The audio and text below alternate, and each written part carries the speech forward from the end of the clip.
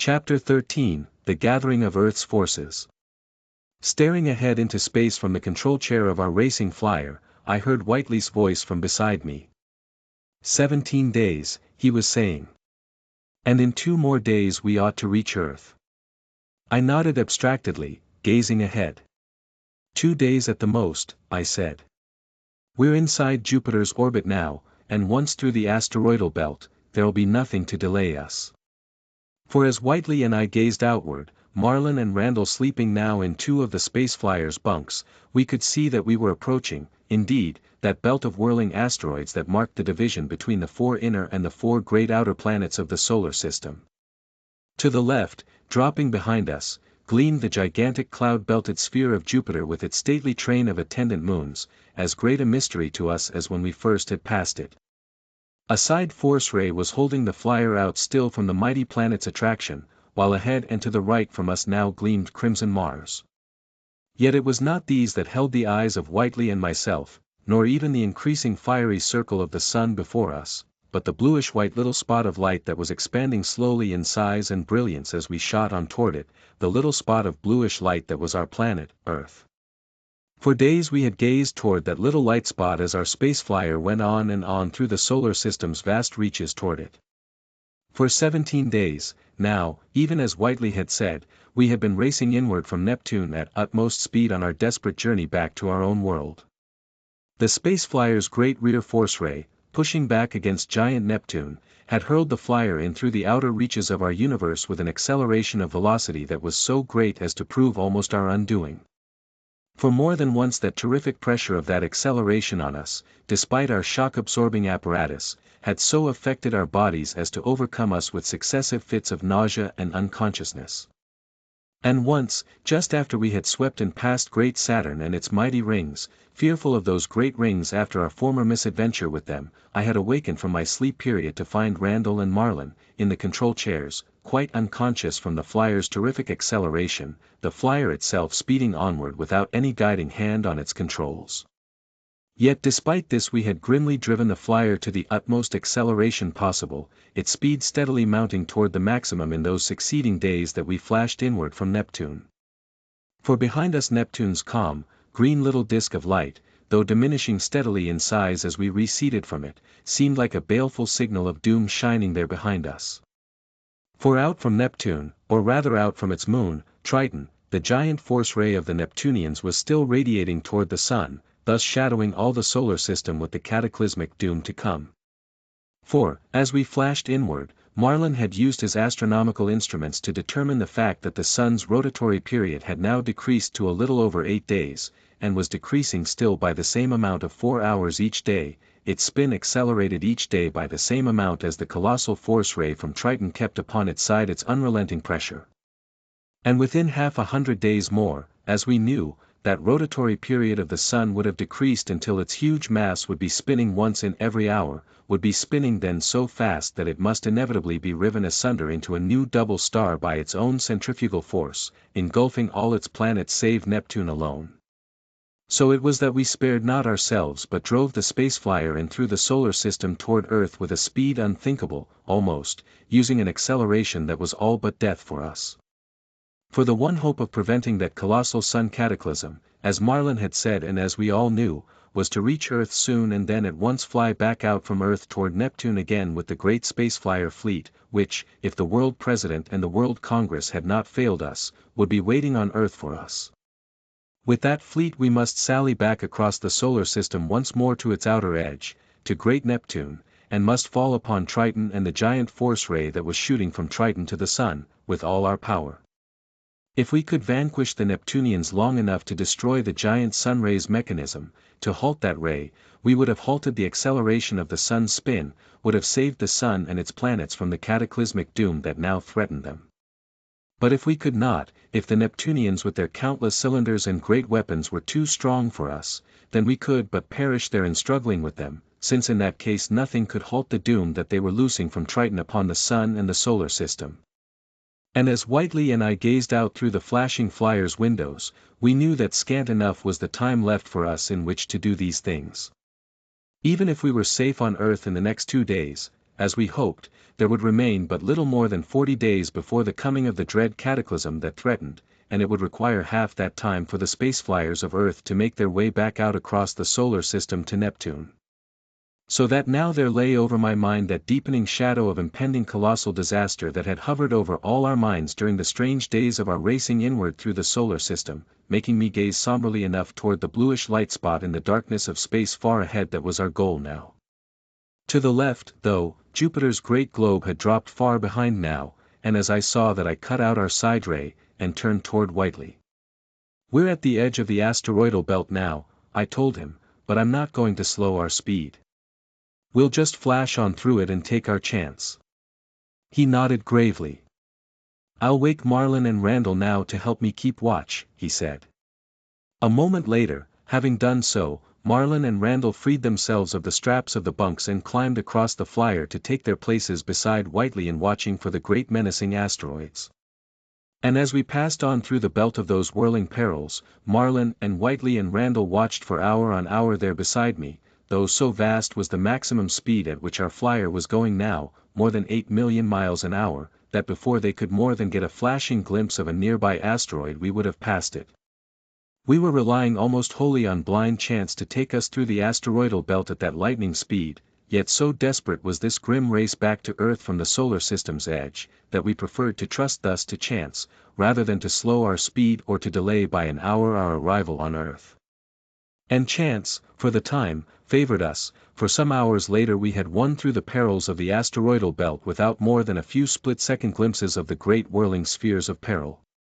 And then, as we shot across the orbit of Mars with the planet's dull red shield still farther to the right, I began to slow our terrific speed, for by this time the Earth was expanding rapidly before us.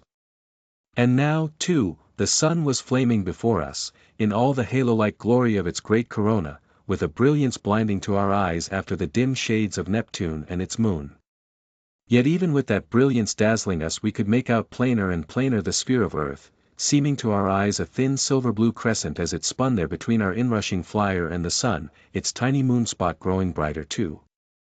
Marlin and Whiteley and Randall watching tensely beside me, I cut out altogether the great force ray at the flyer's rear, which, even when our speed had reached its maximum, drove us straight onward and kept that speed unvarying against the gravitational influences from either side which were not large enough to require an opposing side ray. Snapping that rear ray out, I sent another force ray from the flyer toward the Earth sphere ahead, and as that ray struck and pushed us back with immense power, the space flyer's colossal speed was gradually decreasing. Once more we felt terrific upward and forward pressure in our chairs as the flyer's speed steadily slowed, dropped swiftly from 8 million miles an hour to 6 and then to 5 and then to 3. And as we shot in thus toward Earth, the millions of miles dropping slower behind as our flyer's great faceted ball clicked through space at slower and slower speed, I knew the same question was in the minds of my three friends as in my own. It was reflected in the tensely anxious eyes of Marlin and the imperturbable eyes of Whiteley and the unwontedly grave eyes of Randall as the three stared ahead with me. Would the space flyers that the World President and the World Congress had promised to build be ready? If not, we knew we certainly could not venture out to Neptune and put an end to the great doom ray that the Neptunians were stabbing toward the sun. So that it was in a growing suspense of spirit that we watched Earth's sphere, with its crescent of bluish-white light at one side, expanding before us. At ever slower speed we were rushing in toward it, and at last, moving at but a few 100,000 miles an hour by this time, were driving in out of the void and past Earth's shining moon, gleaming in space to our right, its great ranges and strange craters clear to our eyes from its airless surface. But now all our eyes were on Earth ahead, since now through the drifting cloud masses that floated in its atmosphere we could make out the great bluish globe's surface features, could see that Western Europe and North Africa lay in the sunlight in that crescent of light at Earth's side, but that the North and South Americas lay in the shade of Earth's outer side, in the darkness of night. It was toward the dark half-seen outline of North America that I was heading the flyer, for by this time, traveling still more slowly, our velocity now being less than 1,000 miles an hour, we were entering Earth's atmosphere, the rarefied air of its outer reaches roaring about the flyer as it shot through it. "Straight to New York, to the World Congress," Marlin was saying. "There's not a minute to lose." I nodded silently, at the same time snapping out the front ray of the flyer that was slowing our speed as we shot toward Earth's surface, and as its gravitation gripped the flyer we were turning until instead of rushing onward we were falling to its surface from high above, as it turned in space before us, falling down toward the surface of the North American continent, whose outline was visible from our great height through the shifting cloud screen. I felt my heart beating rapidly as we shot thus downward, forgot almost the mighty import of the mission on which we were returning in the mere fact of our return, for we were first of all men to venture thus into the outer void and to return from that void to Earth. And as we shot downward I saw the same thought mirrored in the faces of the others, staring down with me. Down, down, with an oblique ray I was making the space flyer fall slantingly, more and more slowly, toward the northeastern coast of the continent beneath, whose broad, brown surface stretched out greater and greater beneath us. Moments more and as the roar of air about us intensified, mingling with the throbbing of our generators, we shot down from the sun's light into the darkness of this dark side of Earth, this night of Earth's one side. But now its great surface was changing from convex to concave beneath us, and now as we shot lower still Randall pointed downward and northward with a low cry toward a spark of bright red light, the beam of the great air beacon of the transatlantic airliners, at New York. Slower, slower, and in moments more the vast mass of its towering cylindrical buildings, ablaze with outlining lights, was coming into view, with midmost among them the greatest of all, the huge mass of the World Government Building. As our space flyer dropped slowly toward that mighty structure beneath my controlling hands, as it dropped toward the swarms of bright-lit aircraft that were moving to and fro over the great city, so familiar was the scene beneath to us four cosmic voyagers that almost did our great journey, our mighty flight out through the sun's planets through the countless leagues of space to great Neptune, and our grotesque and dreamlike adventures upon Neptune and its moon, seemed to us indeed no more than dreams. But as we shot lower we were startled from this strange state of mind by one of the aircraft beneath, showing the customary red and green position lights along its hull, driving up through the darkness toward our smoothly falling space flyer. We saw the three men in the control room of the craft gazing amazedly toward the gleaming, faceted metal ball of our flyer as they circled us, and then from their craft had burst out a score of brilliant varicolored signal lights. And as these blazed out there came a moment later an answering blaze of lights from each of the swarming craft below, that shot up now in hundreds toward our falling flyer, crowding crazily about it. Down through the darkness we dropped still, those swarms of aircraft almost jostling us as they seethed thickly in terrific excitement about us. As we shot downward over New York's surface we saw that across all the vast city, and far across the great air docks to the south even, signal lights were blazing out, a wild panorama of bursting lights stretching out in all directions. From beneath, too, there came up to us now a terrific roar of mingled voices, the vast crowds in the streets of the huge city sending their cheering cries up to us in a great thunder roll of sound as we fell toward them. And as I held the space flyer to its smooth drop downward amid the swarming aircraft, I saw that Marlin and Randall, and even Whiteley, were gazing across those vast, shouting throngs and across the swarms of madly darting aircraft that encircled us, with somber, thoughtful faces. Now we were falling a few hundred feet above the roof of the World Government Building, on which a little knot of figures awaited us, and as I gazed from it across the other roofs of the great city I uttered a low exclamation. "On the roofs, you see?" I asked. "Those things of metal, those space flyers." But they too were gazing toward the roofs, toward the innumerable crystal-like metal forms that we could half recognize on those roofs in the darkness. But a glimpse only we had of them before the space flyer was sinking downward to the great roof itself, and as Marlin saw the knot of figures on that roof he half turned. "The world president," he said, quietly, "waiting for us on the roof." That roof's flat expanse was just beneath us, covered itself with other great crystal-like gleaming flyers, but with a clear space at its center where once had stood our space flyer's framework. There was no framework there now, but smoothly I brought the flyer down upon that space, down to the roof, poised it a moment a foot above it, and then let it sink to the roof's surface and opened a half-dozen of the switches before me, the throbbing of the generators that had been enduring for so long ceasing and giving way to an unaccustomed silence that was strange to our ears. Then Marlin had turned, was opening the inner door, and in another moment the outer one had swung open also, a flood of cool, clean air rushing in upon us. Marlin leading, we stepped out, stood unsteadily for a moment on the great roof's surface beneath the brilliance of the lights that flared above it. From beneath and above came still through the night the unceasing roar of the great crowds in the huge city streets and the hum of its swarming, seething aircraft, and then we saw that the little group of men on the roof beside us were coming toward us, the world president at their head.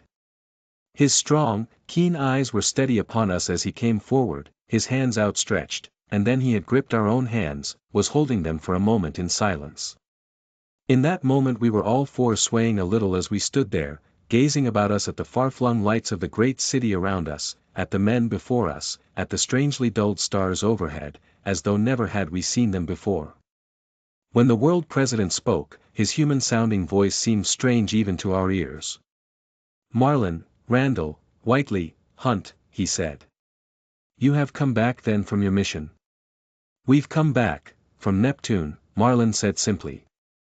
"The World Congress is already gathered, is waiting for you," said the other, as simply, and then with him and the officials about him we were walking toward the stair opening in the great roof, were walking through ranks of the great looming faceted things of metal that I saw now clearly were replicas each of our own polyhedron-like space flyer.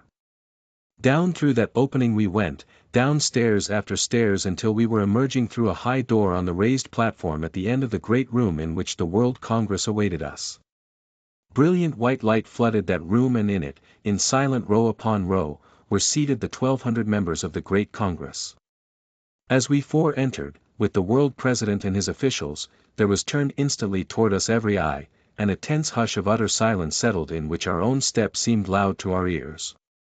There were no shouts or cheering cries from the Congress's members, in that moment, for all knew that what they were to hear now from us was the word of hope or hopelessness for Earth, the report of our great mission upon which rested Earth's single chance for life. And as I stared across the great, silent Congress in that moment, there flashed upon the screen of my mind, strangely enough, a picture of that other silent, solemn council before which Marlin and I had stood but a few days before, that council of 30 of the strange Neptunians whose great synthesizing globe mechanism had spoken to us. Then, as we stood there, the world president was stepping forward to address the Congress. "There is no need for me to tell you who are the four men standing here before you," he said. "Marlin, Whiteley, Randall, Hunt, these four who went out to Neptune on the Earth's behalf, and whom Earth has tensely awaited now for weeks. I do not know, any more than you, what they found there, what chance for Earth they found or failed to find. And it is that we, the representatives of the world's peoples, now wait to hear from Marlin, the leader of this great expedition." Utter silence held all present. And as the world president stepped back, Marlin, unsteady still from our unaccustomedness to Earth's gravitation, and with face drawn, but eyes steady and bright, was stepping forward.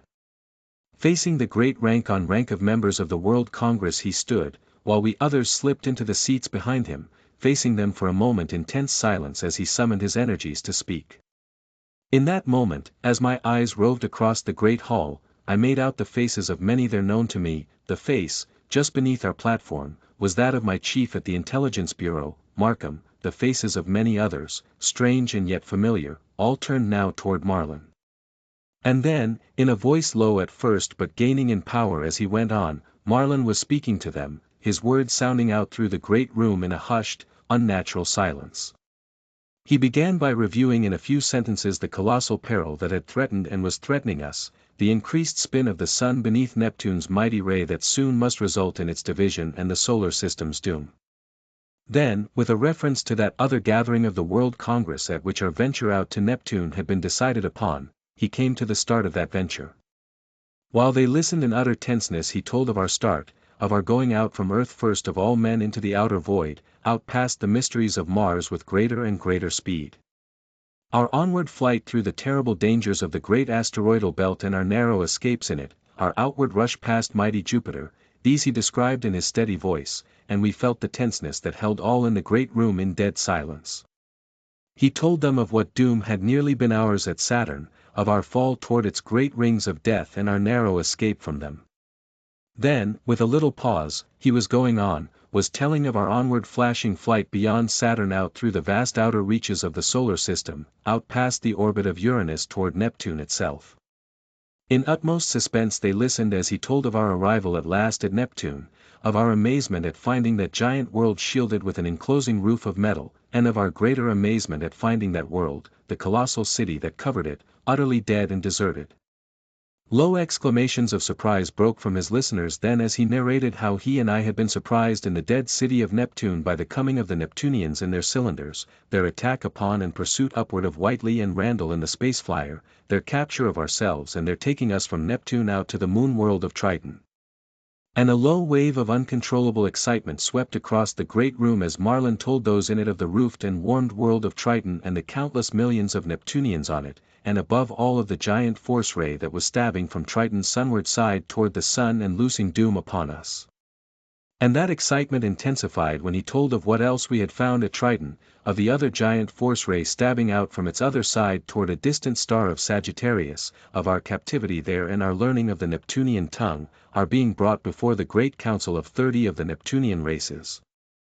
I saw the hundreds before us listening with abated breath as he told them that gigantic epic of the solar system's past that had been told us by the great globe mechanism of the council, that story of the Neptunians' past history and of the great doom of increasing cold that had driven them from Neptune to Triton and that now had caused them to seek to split the sun itself to thwart that doom. How they had sent out toward that star in Sagittarius another great force ray years before, to brace Triton against the backpressure of the sun ray and to keep it from being hurled out into the great void, how they had finally sent out the great force ray toward the sun also, turning the sun ever faster toward the doom of all the other planets, planning to wreck the universe to save their own race. These things he told them through the hushed silence that again had replaced their stir and murmur of excitement. But excitement held them again when he told how he and I, desperate at the doom we saw hanging thus over Earth, had made our wild attempt to escape from Triton, had dared to cross its surface and had stolen a cylinder, crashing up through the great roof and out from Triton in that cylinder with their pursuit close behind us, how we had been saved from that pursuit by Whiteley and Randall in the space flyer, who, although we had thought them dead, had managed to elude their own attackers by a ruse and had hovered near Triton in hopes of saving us. How in the space flyer we had fled back from Triton over Neptune and had smashed our pursuers, while we and they were over Neptune. These things, his voice deep now, he told to the hundreds of his listeners. And then, swaying a little from sheer utter weariness of body and spirit, Marlin told them how we, knowing that never alone could we halt or even reach that giant ray driving from Triton toward the sun, had headed back for Earth at the utmost speed of which we were capable, had flashed back like some great messenger meteor through the solar system to Earth to carry to the peoples of Earth word of what we had found, to gather the forces of Earth and head back to Neptune with them for a last gallant attempt to halt that mighty ray of doom. When Marlin's voice had ceased, when he had stepped unsteadily back from the platform's edge, his words seemed reverberating still through the hushed silence that prevailed among the 1,200 massed members of the World Congress. Then again the world president, his own face as set and strange now as those of the massed members before him, was stepping forward to face them. "You have heard the report of Dr. Marlin and his 3 companions," he said, quietly, "and you, and I, and the peoples of Earth listening now, know what situation faces us, what last necessity, even as was foreseen, has arisen before us. That giant force ray of which Marlin told you, that colossal ray which these Neptunians are stabbing toward the sun's edge from their far moon world of Triton, is turning the sun ever faster, as all of you know, is decreasing its rotatory period by 4 hours each passing day. Within hardly more than 40 days it will have decreased the sun's rotatory period to that fatal period of 1 hour, will have increased its spin to that critical fatal speed, at which the sun must inevitably divide into a double sun, a double star, engulfing our planet, and almost all others, in fiery death in that cosmic cataclysm. This is known to you and you know, too, that it is only by halting that giant force ray from Triton that we can save our sun, our world, from that tremendous cataclysm.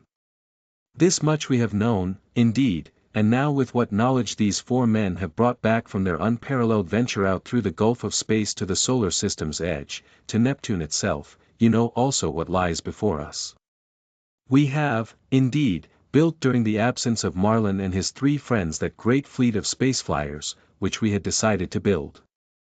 Using the plans of their original space flyer and applying all our efforts toward achieving a quantity production of space flyers on those plans, we have been able, as you know, to construct in their absence no less than 5,000 space flyers exactly like their own, space flyers that rest now upon the roofs of New York's great buildings around us, complete now with trained crews and ready to start.